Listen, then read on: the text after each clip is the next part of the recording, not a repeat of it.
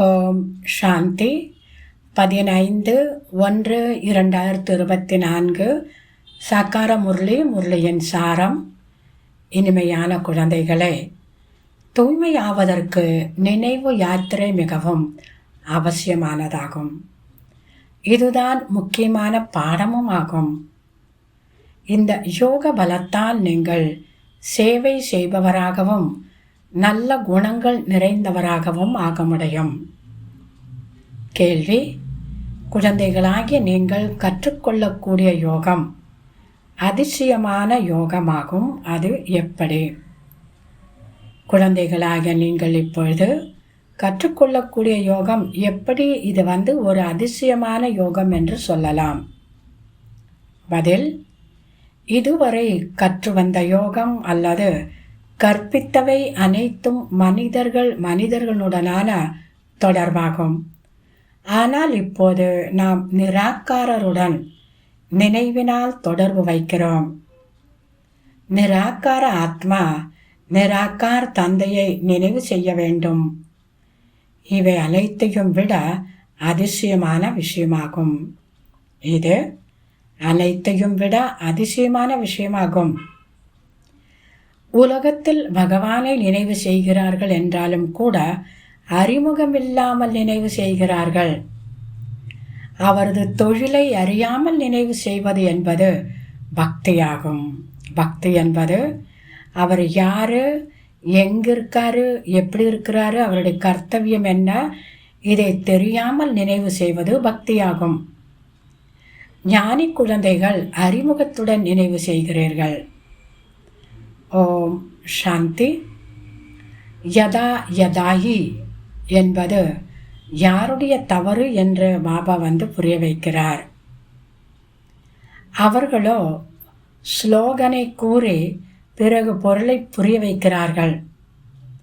யதா யதாயி தர்மஸ்ய கிளானி அப்படிங்கிற வார்த்தை யார் சொன்னது, ஆனால் தவறு என்ன நடந்தது, இதை பாபா புரிய வைக்கிறார்.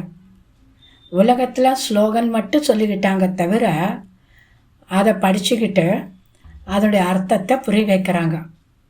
இதை குழந்தைகளாக நீங்கள் அங்கு சென்று பார்க்க வேண்டும். அந்த ஸ்லோகனை எப்படி படித்து அதில் எப்படி அர்த்தத்தை புரிய வைக்கிறாங்கங்கிறத நீங்கள் போய் பார்க்கணும். நாங்கள் இதனுடைய பொருளை புரிய வைக்கின்றோம் என்பதை கூற வேண்டும். பிறகு உடனே புரிய வைக்க வேண்டும். இவர்கள் பிகே என யாரும் புரிந்து கொள்ள மாட்டார்கள். ஆடை வெண்மையாக இருக்கலாம், ஆனால் அதில் அச்சடிக்கப்படவில்லை. நீங்கள் எங்கு வேண்டுமானாலும் சென்று கேட்கலாம். இதனுடைய பொருளை கூறுங்கள் என்று கேட்கலாம். அவர்கள் என்ன கூறுகின்றார்கள் என்று பாருங்கள். மற்றபடி இத்தனை சித்திரங்கள் அனைத்தும் விளக்கமாக புரிய வைப்பதற்காக உள்ளவை. இதில் அளவற்ற ஞானம் நிரம்பியிருக்கிறது. பாபா சொல்கிறார், இப்போது சங்கமிகத்தில் சிரித்து மகிழ்ச்சியாக இருக்கின்றீர்கள். எல்லையற்ற தந்தை கிடைத்திருக்கின்றார். வேறு என்ன வேண்டும்? பாபாவிற்கு அர்ப்பணமாக வேண்டும். பணக்காரர்கள் வருவது கஷ்டம், ஏழைகளுக்குத்தான் கிடைக்கின்றது. நாடகம் அவ்வாறு உருவாக்கப்பட்டிருக்கின்றது. மெல்ல மெல்ல முன்னேற்றம் அடைந்து கொண்டே இருப்பார்கள்.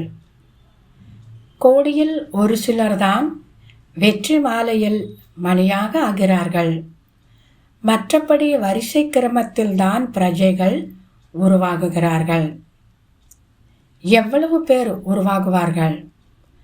பணக்காரர்கள், ஏழைகள் அனைவரும் இருப்பார்கள். நல்லது. தாரணைக்கான முக்கிய சாரம். முதலாவது, தூய்மை இல்லாதவர்களை தூய்மையானவர்களாக ஆக்கக்கூடிய சேவை செய்ய வேண்டும். விலை மாதர்களுக்கும் ஞானம் கொடுங்கள். கீழே விழுந்தவர்களையும் தூக்கிவிடும் பொழுது உங்களுடைய பெயர் பிரசித்தமாகும். உங்களுடைய பெயர் நல்ல புகழோங்கும். இரண்டாவது, தன்னுடைய பார்வையை தூய்மையாக மாற்ற போகும்போதும் வரும்போதும் நான் ஆத்மா என பயிற்சி செய்யுங்கள். ஆத்மாவுடன் பேசுங்கள். பாபாவின் நினைவில் இருந்தால் தூய்மையாகி விடுவீர்கள்.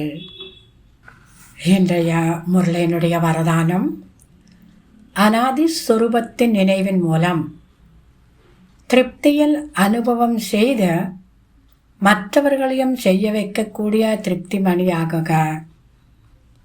அனாதி ஸ்வரூபத்தின் நினைவின் மூலம் திருப்தியில் அனுபவம் செய்து மற்றவர்களையும் செய்ய வைக்கக்கூடிய திருப்தி மணி ஆகுக. விளக்கம்: தனது அனாதி மற்றும் ஆதி ஸ்வரூபத்தை நினைவில் கொண்டு வாருங்கள் மற்றும் அந்த நினைவு ஸ்வரூபத்தில் நிலைத்திருந்து விடுங்கள். நாமும் திருப்தியாக இருக்கலாம். மற்றவர்களையும் கூட திருப்தியின் விசேஷத்தன்மையை அனுபவம் செய்ய வைக்க முடியும். திருப்தியற்ற தன்மைக்கான காரணம் அப்பிராப்தி. உங்களுடைய ஸ்லோகன்: எதை அடைய வேண்டுமோ அதை நான் அடைந்து விட்டேன்.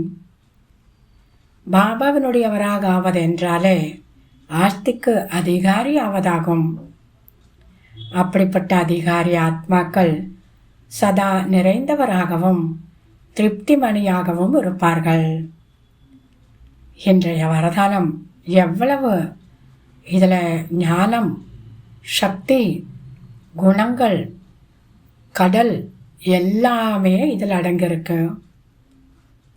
இன்றைய முரளியினுடைய ஸ்லோகன்: பாபாவிற்கு சமமானவர் ஆவதற்காக புரிந்து கொள்வது, விரும்புவது மற்றும் செய்வது, இந்த மூன்றும் சமமாக இருக்க வேண்டும். பாப் சமான் ஆக வேண்டும் என்றால் புரிந்து கொள்வது, விரும்புவது மற்றும் செய்வது, இந்த மூன்றும் சமமாக இருக்க வேண்டும். இன்றைக்கான அவ்யக்த இஷாரா: ஆசீர்வாதங்கள் சொரூபத்திலிருந்து நல்ல கவனமாக கேட்கணும். உங்களுடைய சொரூபம் பிறருக்கு ஆசீர்வாதங்களை அளிக்கக்கூடிய சொரூபமாக இருக்கணும். இப்படி ஆசீர்வாதங்களுடைய சொரூபத்திலிருந்து சேவை செய்வதற்காக முதலில் தனக்குள் சுத்த எண்ணங்களை தாரணை செய்யுங்கள். முழு நாளும் சுத்த எண்ணங்கள் என்ற கடலில் ஊஞ்சலாடுங்கள். மேலும் எந்த நேரத்தில் தேவைப்படுகிறதோ சுத்த எண்ணங்களின் கடலுக்குள் சென்று அமைதி சுரூபத்தில் நிலைத்து விடுங்கள். உங்களில் இந்த ஆழமான அமைதியான சூழ்நிலையை மாற்றம் செய்து விடுங்கள். உங்களில் இந்த ஆழமான அமைதியான சூழ்நிலையை மாற்றம் செய்து விடுங்கள். மேலும் நீங்கள் தன்னை டபுள் லைட் ஃபரிஷ்தா நிலையை அனுபவம் செய்யுங்கள்.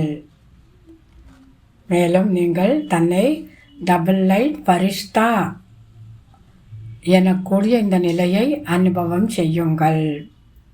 நல்லது. இனிமையிலும் இனிமையான 5000 வருடங்களாக காணாமற் போய் மீண்டும் கண்டெடுக்கப்பட்ட செல்ல குழந்தைகளுக்கு தாய் தந்தை பாப் தாதாவின் அன்பு நினைவுகள் மற்றும் காலை வணக்கம். ஆன்மீக குழந்தைகளுக்கு ஆன்மீக தந்தையின் நமஸ்காரம். ஆன்மீக தந்தைக்கு ஆன்மீக குழந்தைகளின் நமஸ்காரம். ஓம் சாந்தி.